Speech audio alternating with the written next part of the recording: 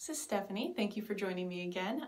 This video is going to cover the journey track outlines as well as specifically joining us from a distance and how exactly to do that.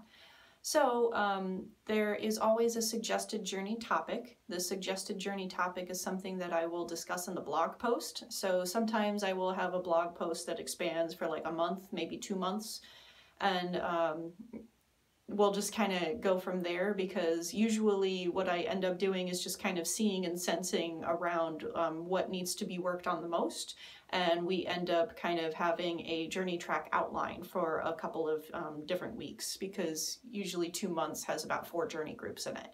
So these are follow along at your own pace. If you're joining along at home, you don't have to join along on Wednesdays. Our journey group did move from Thursdays to Wednesday, so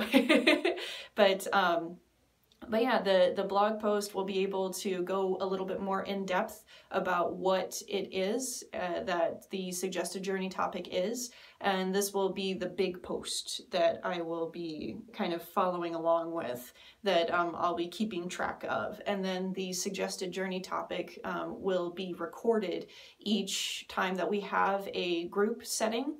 So when we have the larger group at hand, I will have somebody in the group, or try to see if I can precariously balance it on a flute, and record the video of me sharing about the suggested journey topic. And for people that want to be involved in the video, then they can, and there's always consent of how to go about doing that. But again, the suggested journey topic is just a suggested journey topic.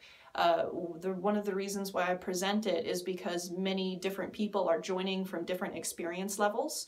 So depending on where you are and your experiences dictates where you meet the teachings. So I have this suggested journey topic, and you can pick and choose what question really resonates with you.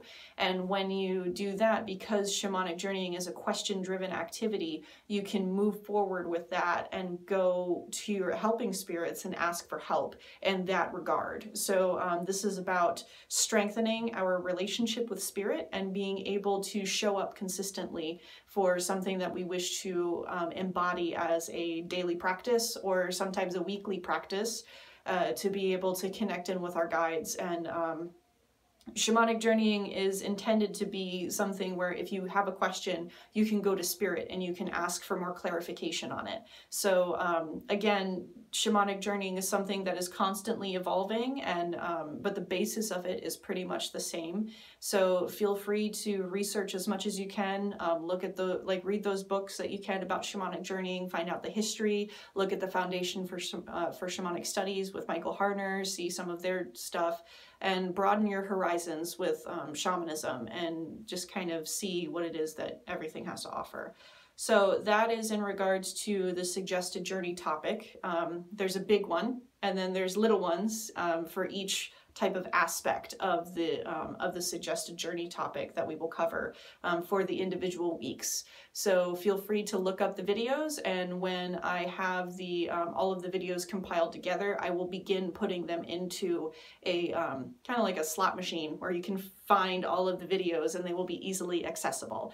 So yeah, there you go. So that's what I will end up doing. So how to tap in from a distance, because this journey group has been going steady for the past 3 years. There has been always at least a few times a month where, like, at least once a month I will be doing the shamanic journey group. So that's a lot of dedication on my end of being able to hold down the fort and build these foundations. So I got the cue from my helping spirits to go ahead and open this up, because I did have people approaching me about seeing if they could join from a distance as well and be a part of a non-local shamanic journey group.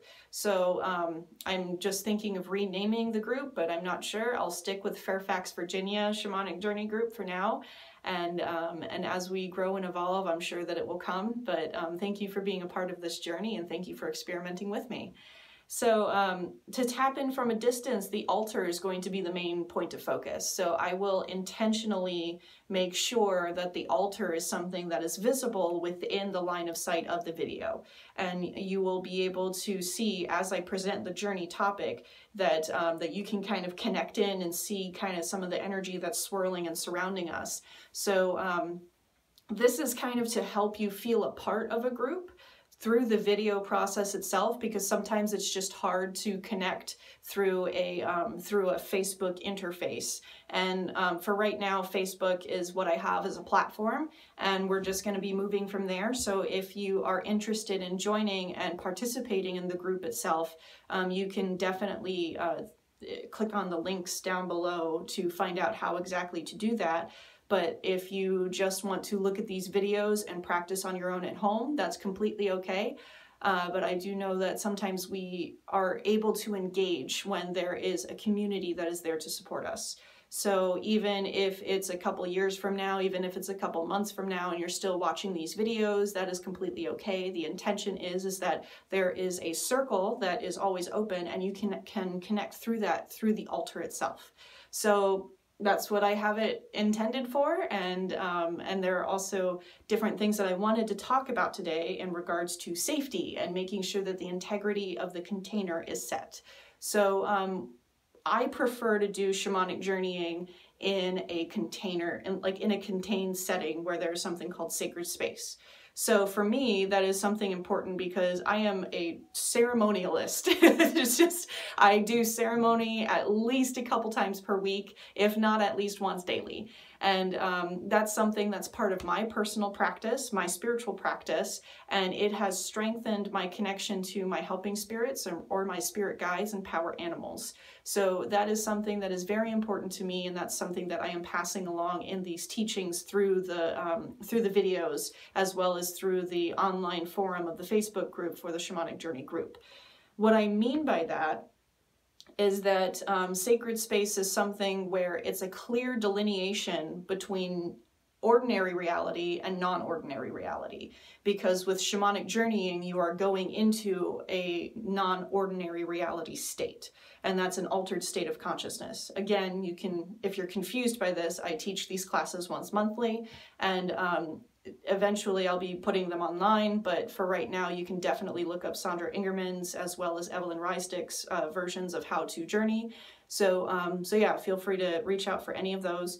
But when we go into this state where we open ourselves up, one of the reasons why we need to take care of the container is because we want to have a clear delineation to say, okay, so this is my intention. My intention is to do a shamanic journey and then come back. And a lot of people will find that they can do shamanic journeying a lot better and more efficiently if they are within sacred space.